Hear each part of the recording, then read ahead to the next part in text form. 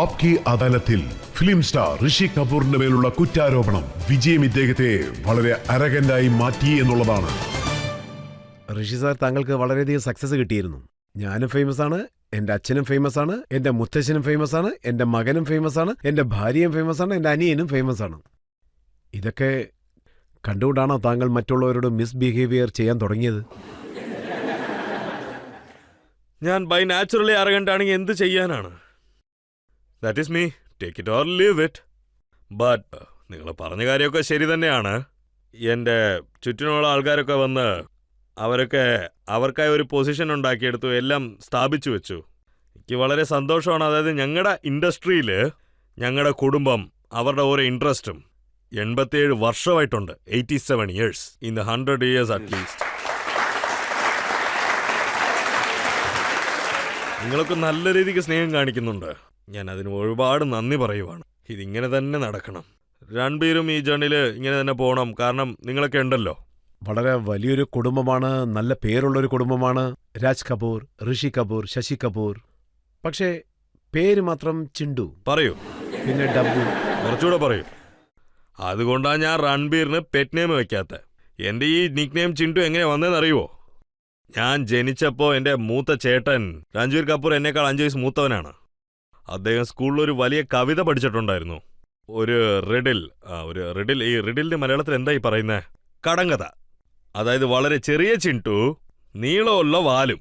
അതായത് ചിണ്ടു എവിടെ പോയാലും ആ വാലും ഒപ്പം പോകും. അതെന്താണ്? അതാണ് സൂചിയും നൂലും. സൂചിയും നൂലിൻ്റെയും കഥ. അന്ന് തൊട്ട് എൻ്റെ ചേട്ടൻ എന്നെ ചിണ്ടു എന്നാണ് വിളിച്ചു തുടങ്ങിയത്.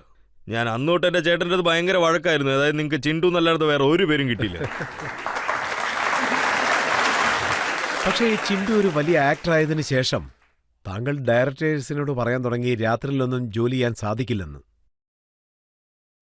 ഇതും സത്യമായിട്ടുള്ളൊരു കാര്യമാണ്. ഞാനൊരു സിനിമ എങ്ങനെയാ റെഫ്യൂസ് ചെയ്തതെന്നും നിങ്ങൾക്ക് പറയാം. ഞാൻ എവിടെയോ ദൂരത്തിലൊരു ഷൂട്ടിങ്ങിലായിരുന്നു. ഒരു പ്രൊഡ്യൂസർ എന്നെ ഫോളോ ചെയ്തുകൊണ്ടിരുന്നു.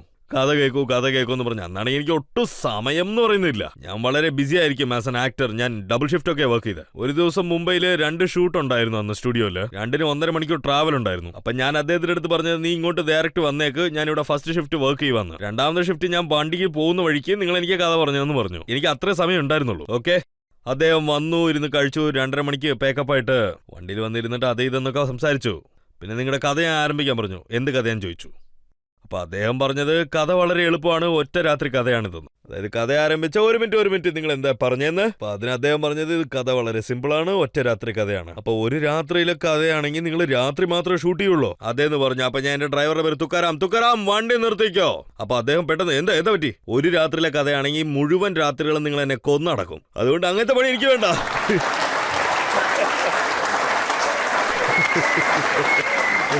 ഞാൻ ആ പടം വേണ്ടെന്ന് വെച്ച് കമ്മിറ്റായ എല്ലാ രാത്രിയും ഞാൻ വർക്ക് ചെയ്യണമെന്ന് ഓർത്തിട്ട് ഞാൻ അത് മുഴുവനും വേണ്ടെന്ന് വെച്ച്. ഞാൻ എന്തോരം ഡിസൊബീഡിയന്റ് ആയെന്ന് വെച്ചാൽ രാത്രി മുഴുവനും ഞാൻ സാഹർ സിനിമയിൽ അഭിനയിച്ചുകൊണ്ടിരുന്നു. സാഹർ സിനിമ ഒരു 45 ദിവസം വരെ ഞാൻ എങ്ങനെയായെന്ന് വെച്ചാൽ രാത്രിയെല്ലാം ഷൂട്ടിങ് കഴിഞ്ഞിട്ട് രാവിലെ വരുമ്പോൾ പിള്ളേരൊക്കെ കൊച്ചു പിള്ളേർ അവർക്ക് സ്കൂളിൽ പോയെന്ന് പറഞ്ഞു. പിന്നെ വന്നിട്ട് നോക്കുമ്പോൾ ഞാൻ എണിക്കുന്ന സമയത്ത് ആരും തന്നെ ഉണ്ടാവത്തില്ല അങ്ങോട്ട്. പിന്നെ എനിക്കെന്തോ ഞാൻ അമേരിക്കയിലുള്ള പോലെ ആയിരുന്നു. ടൈം സോൺ എല്ലാം മാറിപ്പോയി. ഞാൻ രാത്രി മുഴുവനും പണിയെടുക്കുന്നു, എന്നിട്ട് രാവിലെ എന്ത് ചെയ്യണമെന്ന് അറിയാണ്ടിരിക്കുന്നു. വിസ്കി ബോട്ടിൽ രാവിലെ 6:30 തന്നെ ഓപ്പൺ ആവുന്നു. അതെ, ഉറപ്പായിട്ടും ഞാൻ എന്റെ പണി നല്ല കൃത്യമായിട്ടാണ് ചെയ്തുകൊണ്ടിരുന്നത്. മുഴുവൻ മനസ്സിനോടുമാണ് ചെയ്തത്. പിന്നെ പാക്കപ്പ് ഒക്കെ ആയതിനു ശേഷം രാവിലെ സൂര്യ നമസ്കാരം ചെയ്തിട്ടായിരിക്കും ഒരു പെഗ് എടുത്ത ഒറ്റ അടി അടിക്കുന്നത്. എനിക്ക് കാലത്തെങ്ങാനും പാക്കപ്പ് ആയിരുന്നാൽ ഡയറക്ടർ, എൻ്റെ കോ ആർട്ടിസ്റ്റ്, പിന്നെ എൻ്റെ അസിസ്റ്റന്റ് ഡയറക്ടേഴ്സ് എല്ലാവരും ഡ്രിങ്ക് കുടിച്ചിട്ട് നേരെ വീട്ടിലോട്ട് പോയി കിടന്നുറങ്ങിയേക്കും. സർ, താങ്കൾ ഡയറക്ടറിന്റെ അടുത്ത് പ്രൊഡ്യൂസറിന്റെ അടുത്തൊക്കെ അരഗന്റ് ആയിരിക്കും. പക്ഷെ പബ്ലിക് താങ്കൾക്ക് ഒരു ഉയർന്ന സ്ഥാനമാണ് നൽകിയിരിക്കുന്നത്. പക്ഷെ ഓട്ടോഗ്രാഫ് തരാൻ പോലും താങ്കൾക്ക് ബുദ്ധിമുട്ടായിരുന്നു. ഫോട്ടോ എടുക്കാൻ അനുവദിക്കാറില്ല, ഒരു ഷെയ്ക്ക് ഹാൻഡ് പോലും നൽകാറില്ല. അതായത് നോക്കുവാണെങ്കിൽ ഞാനും മനുഷ്യനാണ്. ഒരു കാലത്ത് നോക്കുവാണെങ്കിൽ എല്ലാവരും ഓട്ടോഗ്രാഫൊക്കെ ചോദിച്ചിരിക്കും. ഒരു വട്ടം ചോദിച്ചാൽ തന്നെ മറ്റേ പ്രസ്സിനെ പോലെ ആൾക്കാർ 10 വട്ടം വന്ന് ചോദിക്കും. ഇപ്പോഴൊന്നും ആരും ഓട്ടോഗ്രാഫ് മേടിക്കുന്നില്ല. നല്ല കാര്യമാണ്. ഇപ്പൊ എല്ലാവരും ഫോട്ടോഗ്രാഫാ. ഇപ്പൊ എല്ലാവരുടെ കയ്യിൽ ഫോൺ എത്തിയതുകൊണ്ട് എല്ലാവരും ഫോണിൽ തന്നെ എടുക്കുവാണ്. പിന്നെ എല്ലാവരും ആ ഫോൺ തന്നെ അങ്ങോട്ട് മേടിച്ചേക്കും. പിന്നെ എല്ലാവരും തന്നെ ഒരുമിച്ചിരിക്കും. അവർക്ക് എന്റെ സിറ്റുവേഷൻ മനസ്സിലാക്കാൻ കഴിയുന്നില്ല. അത് എന്താന്ന് വെച്ചാല് എനിക്ക് ലേറ്റ് ആവുന്നുണ്ട്, ഞാൻ മറ്റൊരു സ്ഥലത്തോട്ട് പോകണം, ഞാൻ എത്ര സമയം എന്ന് വെച്ചാൽ ഇങ്ങനെ വെക്കുന്നത്, ഇങ്ങനെ തന്നെ സ്മൈൽ ചെയ്തിരിക്കാൻ. അത് വളരെ കഷ്ടമാണ്. സത്യം പറയൂ, എത്ര സമയം എന്ന് വെച്ചാലാ ഇങ്ങനെ ഇരിക്കുന്നത്. ഞാൻ മനുഷ്യനല്ലേ? അതെ, മറ്റൊരു കാര്യം കൂടി ഞാൻ അറിഞ്ഞു, രൺവീറിനെ കുറിച്ച് ആരെങ്കിലും താങ്കളോട് ചോദിക്കുകയാണെങ്കിൽ താങ്കൾക്ക് ദേഷ്യം വരുമെന്ന്. ഇല്ല, അത് വളരെ സന്തോഷമുള്ള ഒരു കാര്യമല്ലേ. രൺബീറിനെ കുറിച്ച് പറയുമ്പോൾ എന്റെ മോനെ കുറിച്ച് പറയുമ്പോൾ ഒരു കാര്യം ആലോചിക്കുമ്പോഴാണ് എനിക്ക് കൂടുതൽ വിഷമം വരുന്നത്. ചില പ്രൊഡ്യൂസേഴ്സ് എന്നെ ഫോൺ വിളിക്കും, ചില ഡയറക്ടേഴ്സ് എന്നെ ഫോൺ വിളിക്കും, നിങ്ങളിത് ചെയ്യണമെന്നും പറഞ്ഞ്. ഞാനിത് അവരുടെ അടുത്ത് തന്നെ പറയും, രൺവീർ എന്റെ മോനാണ്, ഞാൻ അവരുടെ സെക്രട്ടറി ഒന്നുമല്ലല്ലോ. നിങ്ങൾ അവൻ്റെ അടുത്ത് സംസാരിക്കണേ അവന് ഫോൺ വിളിച്ച് കഥ പറയൂ. നിങ്ങൾ എൻ്റെ അടുത്ത് സംസാരിച്ചിട്ട് ഒരു പ്രയോജനം ഇല്ലെന്ന് ഞാൻ പറയത്തുള്ളൂ. കാരണം ഡിസിഷനൊക്കെ ഞാൻ എടുക്കുവാണെങ്കിൽ എന്നാൽ ഞാൻ രൺബീറിനെ ഒരിക്കലും ബർഫി സിനിമയ്ക്ക് അനുവദിച്ചിരിക്കത്തില്ലല്ലോ. ഒരു ചാൻസും ഇല്ല. ഞാൻ ചോദിച്ചു അവനോട്, എന്ത് സിനിമയാണോ ഇത്, ഊമയാണ്, കാതും കേൾക്കില്ല, ഈ സിനിമയിൽ നീ എങ്ങനെ അഭിനയിക്കും ചോദിച്ചത്. സോ എൻ്റെ ഡിസിഷൻ വന്ന് ഈ ജനറേഷനിലോട്ട് അത് തെറ്റായി പോവും. ഇപ്പോൾ ഉള്ള ജനറേഷൻ്റെ തിങ്കിങ് അത് വേറെയാ. എൻ്റെ ജനറേഷനിലെ തിങ്കിങ്ങും അതിൻ്റെ ചിന്ത എല്ലാം ഡിഫറൻ്റ് ആയിരുന്നു. ഞാൻ പറഞ്ഞു കഴിഞ്ഞു, നിങ്ങൾ തന്നെ വീണോ, നിങ്ങൾ തന്നെ എണീറ്റ് വന്നോ. ചില സിനിമകൾ ഓടും, ചില സിനിമകൾ ഓടത്തില്ല. നിന്റെ അനുഭവം കൊണ്ട്, നിന്റെ എക്സ്പീരിയൻസ് കൊണ്ട് നീ ഒരു ബാങ്ക് ക്രിയേറ്റ് ചെയ്യണം. And that is how life is all about. ഞങ്ങളുടെ പോലത്തെ ആക്ടേഴ്സിന്റെ ജീവിതം ഇങ്ങനെയാണ്. പക്ഷേ താങ്കളോട് എപ്പോഴെങ്കിലും രൺവീറിന് എപ്പോ വിവാഹം നടക്കും, അതുപോലെ എപ്പോ ബ്രേക്കപ്പ് ആവും, അങ്ങനെയുള്ള ഇത് ചോദ്യങ്ങൾ നിങ്ങൾ തന്നെ എൻ്റെ അടുത്ത് പറഞ്ഞാൽ എപ്പോഴാണ് നടക്കുന്ന, ആരുടെ കൂടെയാന്നൊക്കെ. ഒരു കാര്യം ഞാൻ പറഞ്ഞേക്കാം, എപ്പോ സംഭവിച്ചാലും ഗ്രാൻഡ് ആയിട്ട് നടക്കും, നല്ല അടിപൊളിയായിട്ട് വലിയ രീതിക്ക് നടക്കും കല്യാണം സംഭവിക്കുന്നത്. ചില ന്യൂസുകൾ വന്നിരുന്നു അദ്ദേഹത്തിനും കാറ്ററീനയ്ക്കും തമ്മിൽ എന്തോ ബന്ധമുണ്ടെന്ന്. ഇപ്പോ അതെ, ഞാനൊരു വാർത്തയിൽ ഇത് പഠിച്ചതാണ്.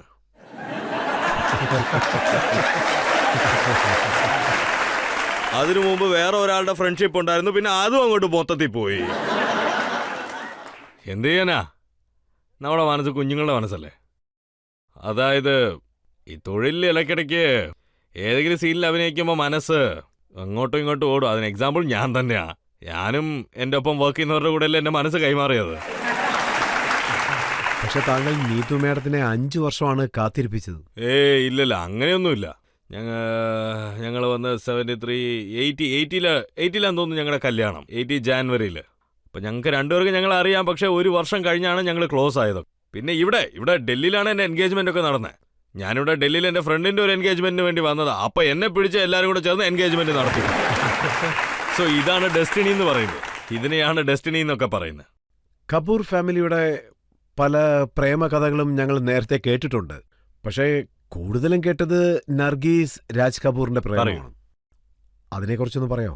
ഈ കാര്യങ്ങൾ ഞങ്ങൾ ഒരുപാട് ആഗ്രഹിക്കുന്നുണ്ട്. ചില സമയങ്ങൾ ആർട്ടിസ്റ്റ് പോലും ആയിക്കോട്ടെ, ഡയറക്ടർ ആവട്ടെ, പണിയെടുക്കുന്ന സമയത്ത് ഫ്രണ്ട്ഷിപ്പ് ആകും, നെക്സ്റ്റ് ലെവലിലോട്ട് പോവും. ബിക്കോസ് ഞങ്ങളുടെ പണി വന്നിട്ട് ഒരു ക്രിയേറ്റീവ് വേൾഡ് ആണിത്.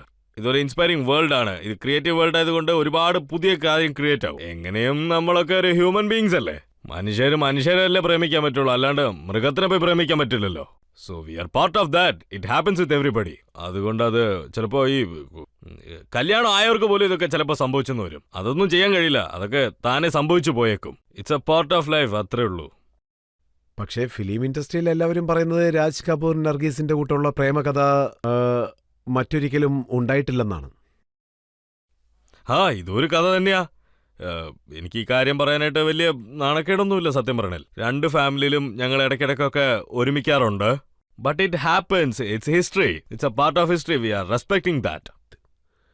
ഓഡിയൻസിൽ ആർക്കെങ്കിലും എന്തെങ്കിലും ചോദ്യം ചോദിക്കാനുണ്ടോ? സാർ, എനിക്ക് ഒരു കാര്യം താങ്കളോട് ചോദിക്കാനുണ്ട്. ഇപ്പൊ വരുന്ന സിനിമയെല്ലാം കാണുമ്പോൾ ഫാമിലിയുടെ കൂടെ പോയി കാണാൻ പറ്റില്ലെന്ന് താങ്കൾക്ക് തന്നെ അറിയാം. അതൊന്ന് ഷെയർ ചെയ്യും. നിങ്ങൾ ഈ പറയുന്നത് ഫസ്റ്റ് ഫിലിമായ എന്റെ ബോബി തൊട്ടുള്ളതാണ് ഈ ഗോസിപ്പ്.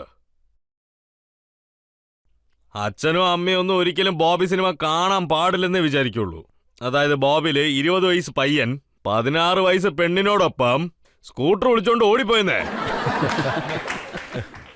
അപ്പൊ നിങ്ങൾ നോക്കുവാണെങ്കിൽ എല്ലാവർക്കും ഭയങ്കര വിഷമമായിരുന്നു. ഇതൊരു എക്സാമ്പിൾ ആവാൻ പാടില്ലെന്ന്. ചേടാ, എന്താടോ നമ്മളെ കൊണ്ട് നമ്മുടെ ചെറുപ്പക്കാരൻ കളയാൻ പറ്റുമോ? പ്രേമിക്കുന്നതിൽ എന്തിനു വേണ്ടി നമ്മളിങ്ങനെ എതിർത്ത് നിൽക്കുന്നത് പറയൂ. അതല്ലേ ഐ അഡ്വക്കേറ്റ് ദിസ്. ഇത് സംഭവിക്കണം. സർ, എനിക്ക് ചോദിക്കാനുള്ളത്, താങ്കൾക്ക് രൺവീർ കപൂറിന്റെ ആക്ടിംഗ് ഇഷ്ടമാണോ? എന്തെങ്കിലും ഒന്ന് പറ സർ. ഇഷ്ടമാണെന്ന് പറയാൻ ഞാൻ ആരാണ്? ഓരോ അച്ഛനും ഓരോ മകനും ഓരോ വിഷമാണ്, ഓരോ പ്രതീക്ഷയാണ്. ഇന്നത് പബ്ലിക് അതിനുവേണ്ടിയുള്ള ഒരു ഉത്തരം നൽകിയിട്ടുണ്ട്. ജനങ്ങൾക്ക് അവനെ ഒരുപാട് ഇഷ്ടപ്പെട്ടു. എന്ന് വെച്ചാൽ ഞാൻ ഒരു ഓഡിയൻസ് ആയിട്ട് നോക്കുവാണെങ്കിൽ എനിക്ക് അവനെ ഇഷ്ടപ്പെട്ടു ഒരു സിനിമയിൽ. അതെന്താണെന്ന് വെച്ചാൽ സർ, താങ്കളുടെ കുടുംബം സിനിമയ്ക്ക് വേണ്ടി ഒരുപാട് കാര്യങ്ങൾ ചെയ്തിട്ടുണ്ട്. അതിൽ യാതൊരു സംശയവുമില്ല, സമ്മതിക്കാതിരിക്കാനും പറ്റില്ല. താങ്കൾ പഞ്ചാബിയാണ്. പക്ഷേ താങ്കൾ പഞ്ചാബിയിൽ ഒരു പടം പോലും അഭിനയിച്ചിട്ടില്ല. അത് ഞങ്ങൾക്ക് വളരെ കഷ്ടമായി തോന്നുന്നു. ഓഡിയൻസായ ഞങ്ങൾക്കിതൊരു വിഷമാണ് സർ. നിങ്ങൾ പറയുന്നത് ഞാൻ സമ്മതിക്കാം. നിങ്ങൾ മറന്നെന്ന് തോന്നുന്നു, പൃഥ്വിരാജ് കപൂർ സാർ നാനക്ന ജഡ്ജിലെ അതെ സർ, പണിയെടുത്തിട്ടുണ്ട്. രാജ് രാജ് കപൂർ സർ. കപൂർ മുത്തച്ഛനോടൊപ്പം ഒരു സിനിമയിൽ പണിയെടുത്തിട്ടുണ്ട്. ഞാൻ പലവട്ടം കുറേ ആൾക്കാരുടെ അടുത്ത് പറഞ്ഞിട്ടുണ്ട് എനിക്ക് എന്തെങ്കിലും ഒരു നല്ല സ്ക്രിപ്റ്റ് കൊടുക്കണമെന്ന്. ഞാൻ റീസെന്റ് പറഞ്ഞതാ, ഞാൻ ഫ്രീ ആയിട്ട് അഭിനയിച്ച് തരാമെന്നും പറഞ്ഞിട്ടുണ്ട്. ഞാൻ ചില പ്രൊഡക്ഷനോട് പറഞ്ഞിട്ടുണ്ട് എനിക്കിഷ്ടപ്പെട്ട സിനിമയാണെങ്കിൽ അത് എൻ്റെ സൈഡിൽ നിന്ന് ഞാൻ എന്തെങ്കിലും എന്നെ കൊണ്ട് പറ്റുന്നത് ഞാൻ ചെയ്തു തരാൻ ഞാൻ പറഞ്ഞിട്ടുള്ളതാണ്. പഞ്ചാബി മാത്രമല്ല, ഞാൻ എല്ലാ ഭാഷയിലും ചെയ്യാന്നാ പറഞ്ഞേ. ഞാൻ ഉറപ്പായിട്ടും പഞ്ചാബിയാണ്, പക്ഷേ മഹാരാഷ്ട്രയിലാണ് ജീവിക്കുന്നത്. മറാത്തി സിനിമകൾ ചെയ്യും. അത് മാത്രമല്ല, നമ്മൾ ആദ്യം മനുഷ്യരാണ്, അതിനുശേഷമാണ് മറ്റുള്ള കാര്യങ്ങളൊക്കെ.